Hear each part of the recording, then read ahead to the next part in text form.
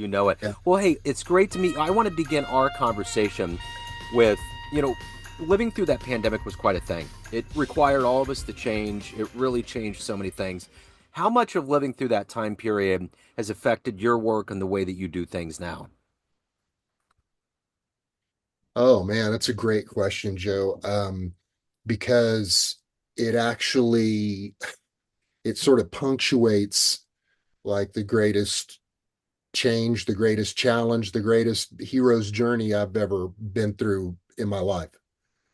Um, right. So 5 years ago, um, I was living in Austin. I was married. Um, and I thought I knew what my future was going to be. It was a second marriage, um, and it didn't last long. Right at the beginning of the lockdowns, not only did I lose my a part of my photography business that was really taking off at the time, event photography. Yeah. So in fact, I was shooting an event, a convention at the convention uh, at the Houston Convention Center when I hear the next convention has been canceled. Well, things are starting to lock down. So I was actually shooting the last convention that they had at the gigantic Houston Convention Center. Um, so it was a surprise this ending of the marriage, but it was somewhat of a surprise, but it's never a total surprise. But it happened right at the beginning of the lockdowns. Wow.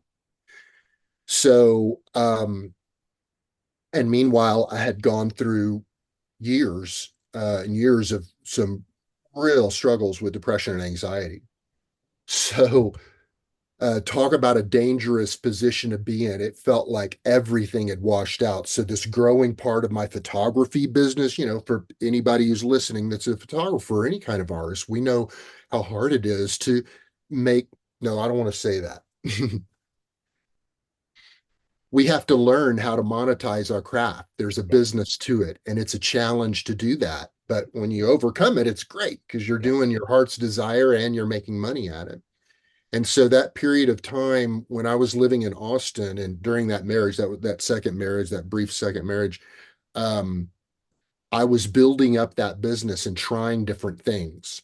And so I discovered that the event photography, I was really, really good at it because my love in Austin, despite the fact that those, say, 5 years were the darkest of my life, depression wise, I was also creating some really, really beautiful, incredible work there. Yeah.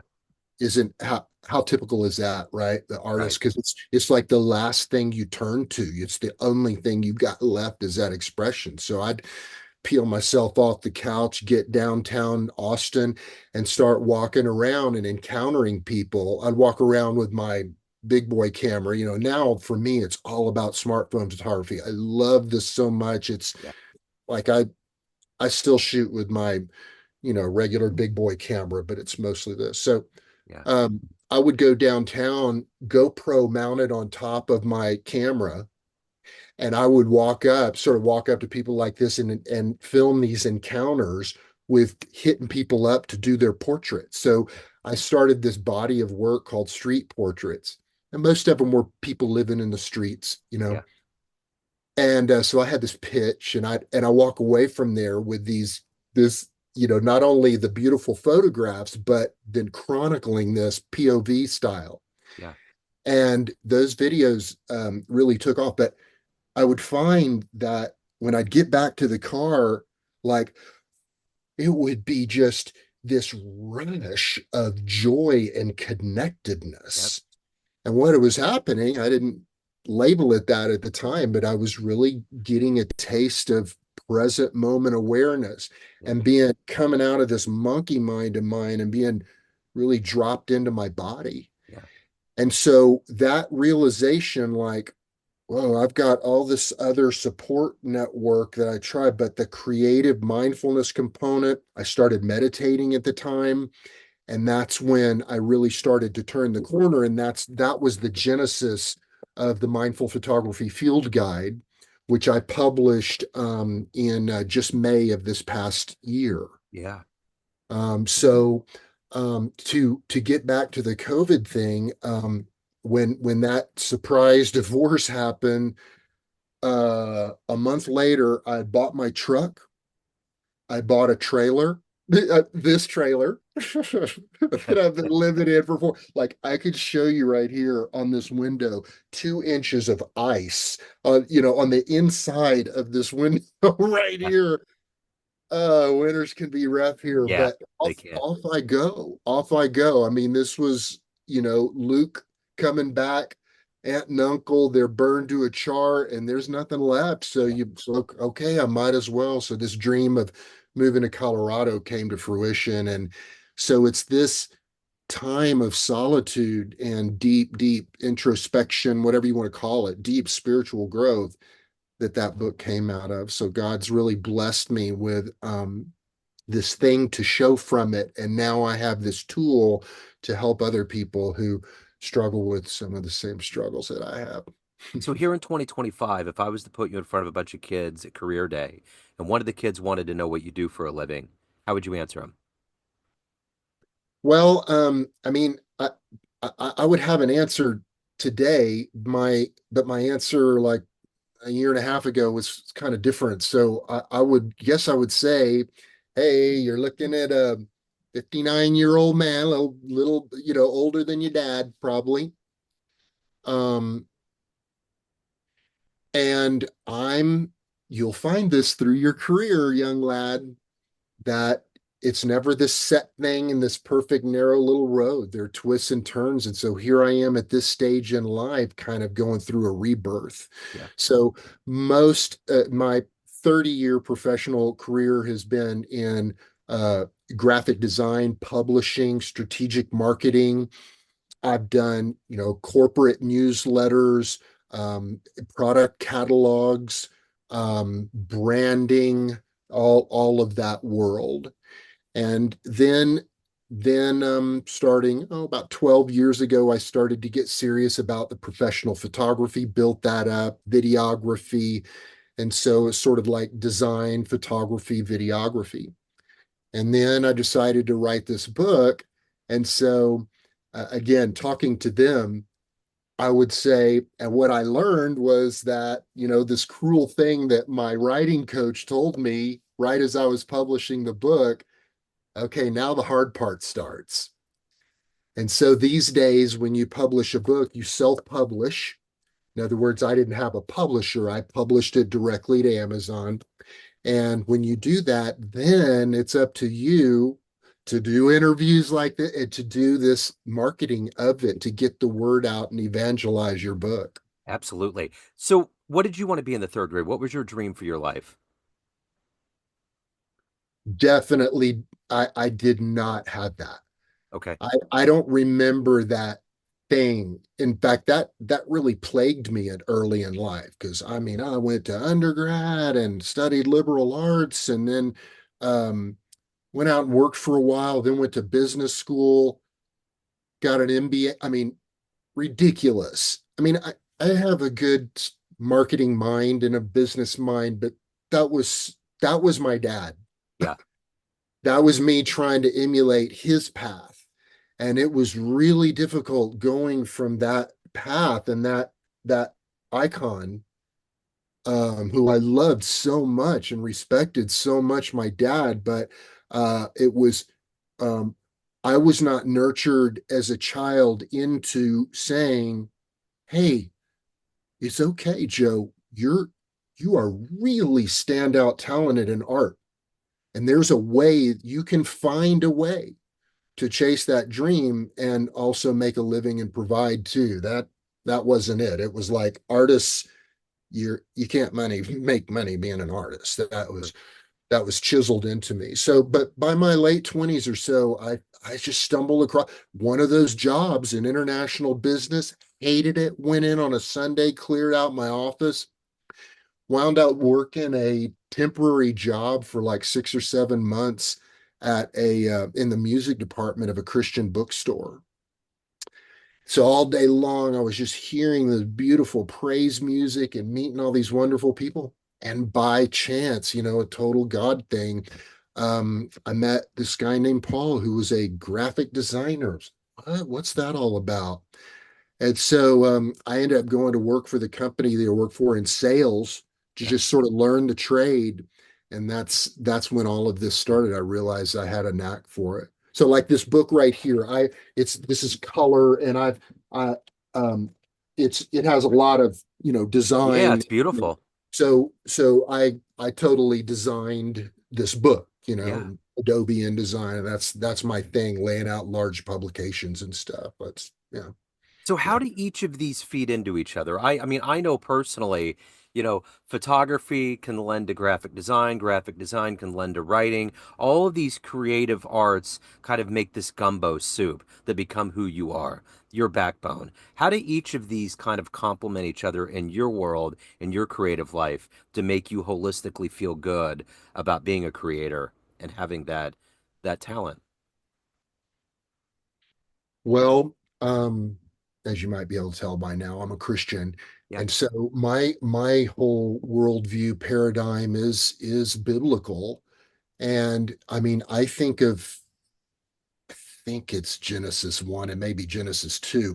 I mean, God creates man and starts creating all these animals, and God created Adam, and Adam stood there as God was parading these animals past him, and he was naming them, aardvark, leopard, buffalo, whatever.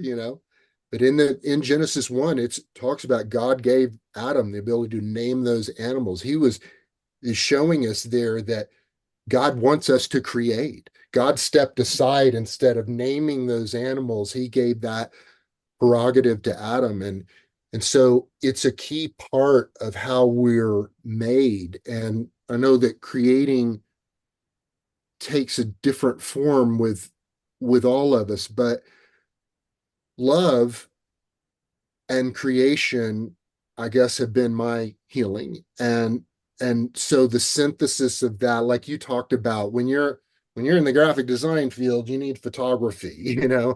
then when you're shooting that, oh man, then the clients need some video work. And so that's how that kind of blended together.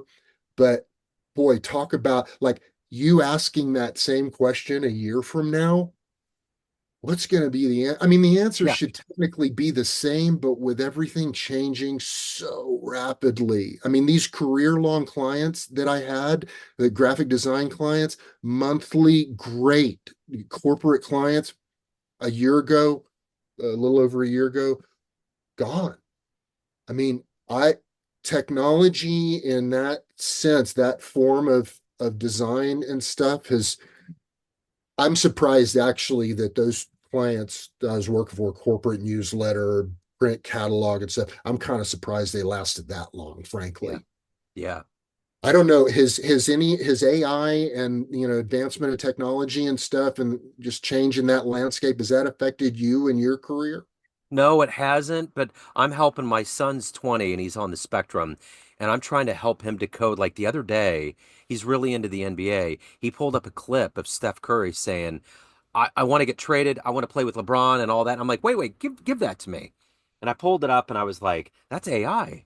And it's so weird how deceiving it's becoming. I know with artwork, for instance, I know instantly when it's AI. And I think I'm not at that point with writing, but I think it exists. Like that whole idea of ghostwriting, celebrities doing it. I think it's going to get refined by ChatGPT. So I think Mhm. right now our senses, our spidey senses of is this really human or is this really a machine is starting to kind of infiltrate, and it's up to us to kind of peel back the layers and figure out how that's working. But it's really weird that we're even talking right now about creativity not being human driven. But that's where we're at. And Back to that idea of me talking to someone, like your son or someone, let's say someone who's a teenager. I would also want to relay to them just the deep fear and uncertainty that so many people that are, your dad's age or your grandfather's age who are still in the career world are feeling. And so, like coding, come on, man. I mean, uh, oh, robotics. So cool, man. I'll learn how to be a mechanic for robots. Great, no, Yeah, right. robots are going to be working on robots. Yeah, yeah, Some human, were you kidding me? yeah. Robots make more robots. Robots will repair the robots. Um, so as much as that's rocked me, especially with this new angle on my career and getting back into content creation. So during that time in Austin, I built this YouTube channel of mine. Yeah. And then when the divorce happened and all, and I moved here, I didn't, not like you do a lot of street photography in the mountain town. And so sort of regrouped on that. But where was I going with that? We were talking about AI versus human. Oh, so I would say one thing that I've kind of come to a little peace about is this AI will not replace this. No, no, no. When I'm out, vlogging up in the forest, hey friends, I'm up here up in the forest and I'm blah blah, and when I'm doing shorts, when I'm whatever, no, I mean AI still the human story and people putting themselves out in front of the camera, it's not going to replace that. Yeah, Uh, I mean, yeah. so there's going to be something about that presence, that authenticity is going to be the new currency in, I think, attention. It's interesting. I love this idea of you going out on the street and filming people. One of the first things I ever did when I got into like shooting video shortly after my son was born, I think it was '05 or '06, I would go to the same places, the library, and I would notice that one person. I would go to the grocery store. I would go to the Dollar General, and I noticed these people, and I just went in one day and I had my camera and I said, why do you like this job? What do you want to do with your life? Because it was clearly just the stop in the road. And it was Cool. fun. It was like you said, when you got in the car, you felt this connection, this presence. And I think it's almost in a very small way a confessional for them. People love to talk about themselves and be reflective and be like cognizant of where they're at in their timeline. And I just think that's so cool. That had to be something. Do you want to get back to that kind of vibe, that kind of work in your life? Uh, I have to say, a couple weekends ago, I finally made a start, like in that creative process to make the start, and I've been dreaming about this, considering this a long time, seeing examples. So there's something called I call them walk around videos, Yeah. or sort of virtual tour videos, where so I ended up doing a few of these. So if you search for, my full name is Joe Van Wyk, JoeVanWyk. If you can go to joevanwyk.com, mindfulphotography.org, and then on YouTube you can find me. If you search for Joe Van Wyk, you'll find me. So there are three recent videos that I did. One of Two of them are about 45 minutes long. One of them's an hour long. The first one I did was up in Aspen, so it was a walk around video. So I started in, it was called John Denver Park, and I had my iPhone on a little DJI gimbal. Now the iPhone stabilization, you can walk around like this and it looks incredible. The Oh, yeah, of course. stabilization is great. But when you're doing these long walk around videos, just to be able to hold a handle and know that the horizon is being taken care of, that's huge. Yeah, To sure. not constantly worry, because otherwise you may go around a corner or something and sort of do this, go around a Yeah, corner so it stays perfectly horizon set, right?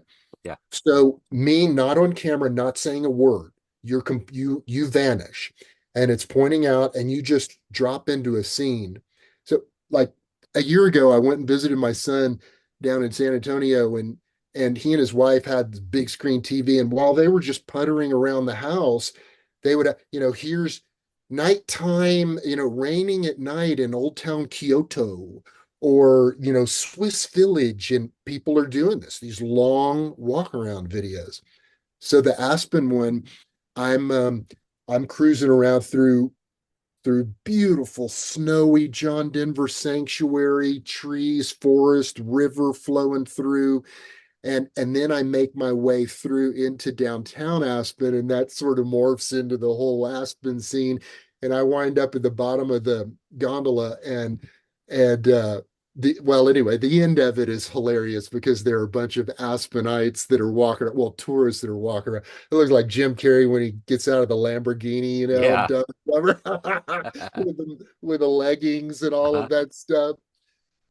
So it's just this voyeurism where, like my son told me, I mean, 95% of the world will never even see them snow-capped mountains, much less be in Aspen. Yeah.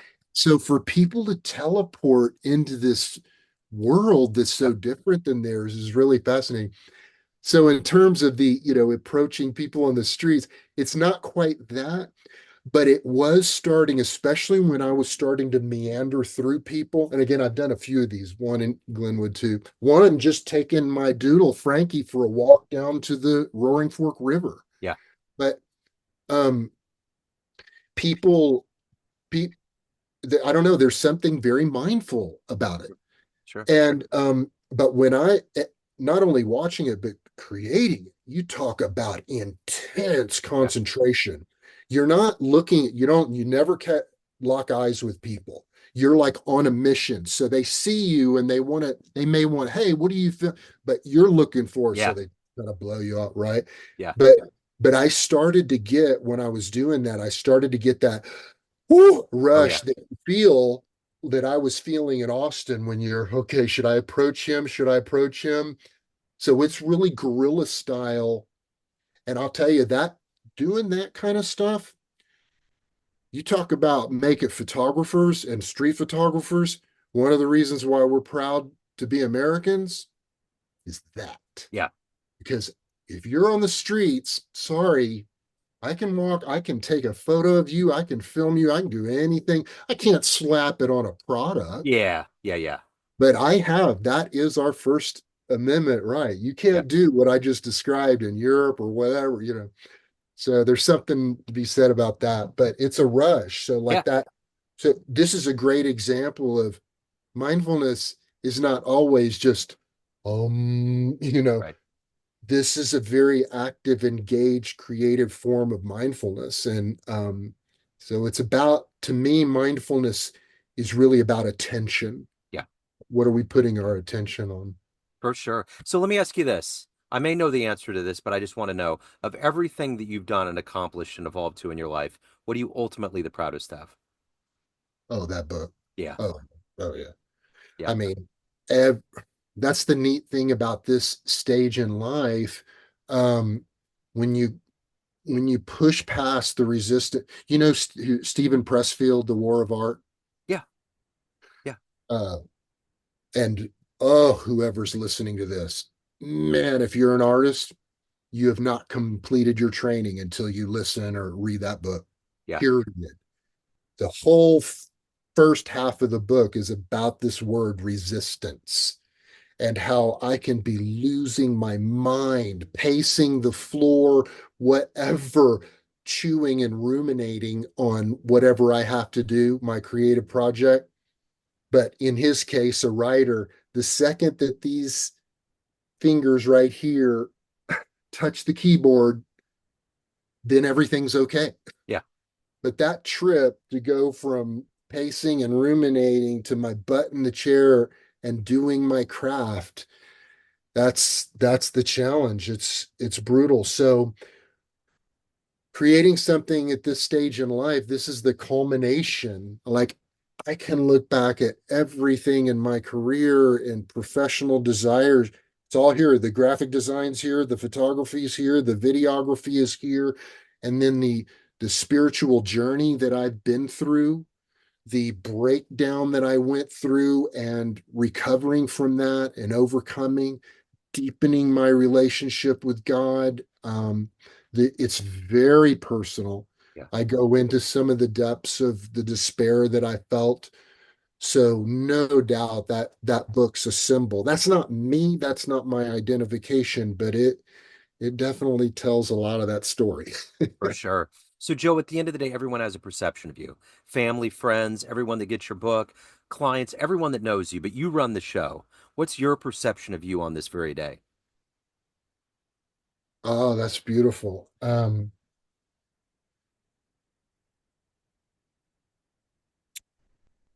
Joe, in my natural mind, um, my perception of myself can get really dark. I mean, I can focus in on my shortcomings, and that's what this monkey mind is a cute way of saying that, but it's not just chattering about, you know, funny clown things. It's chattering. It is the critic. It Yeah, is the inner critic. So aligned naturally, my perception of myself is going to become from the inner critic. yeah, But what I've learned that my really life path is of fully understanding the depth, width, height, length of God's love for me. So fully believing that God loves me. I am a creation of God. It says in Psalms that all the days of my life are written in your book before any of them came to be. That's throughout the Bible, Old Testament, New Testament. There's instance after instance that says that we were created before the beginning of time and that we had a purpose to glorify God. So when I look at it through that prism, like, how can I even accept that God loves me, this flawed human being, and doesn't look at my flaws, but looks at Christ instead? That's a huge honor. And no amount of meds or talk therapy or programs or whatever, it, it it's all superficial. Um, I'm not writing all of that off. I'm just saying that it's superficial compared to the knowledge of God's deep love for you as his son, yeah, as his daughter. And I am a child of God. yeah, yeah. So, if anyone wants to pick up a copy of the Mindful Photography Field Guide, see your work, reach out to you, any of the good business in your world, where can they go? Well, you can definitely search Amazon for the Mindful Photography Field Guide, um, and but also mindfulphotography.org. That's a good place. And if you go to mindfulphotography.org, you can sign up. Of course, you can sign up for my newsletter, and it's going to change your life. Now I'll put it a different way, a little more professional way. Please go to mindfulphotography.org and sign up for my newsletter. Please go to Amazon and buy my book, please. Those third graders would love that. You can still read. You can do it. Paper's still That's good. it. Paper good. It's the original. It's vintage. Man, Joe, thank you so much. I love your story. I love your spirit. There's so many things that you do that I definitely share. I love creativity at my core, so I appreciate you being raw and open and talking about your journey. Best of luck with the book. Enjoy the mountains. Send my love to Colorado. Back at you, Joe. Thanks for putting this out into the world. I mean, Bet. there's so many years of sticking to it. Like that alone is such an inspiration. Like that, I want that. That's my goal is to this thing. I know this is something I can hang on to and stick with for a long time to come. Yeah. You're an inspiration. You've done a lot of these. I love your format. Well, I love celebrating the human spirit, and you embody it, and that's the beauty. I think we're all spilling a lot of light into this world, and I think that it's contrary to what we're fed, which is we're divided and all these other things. But I really think we're all kindred spirits, really kind of floating around, trying to figure out this short life we have on this planet, and doing everything we can to capitalize on the meanings and the talents. And you embody that, so I love your story. I appreciate it. Thank you, Joe. Yes, sir. Thank you.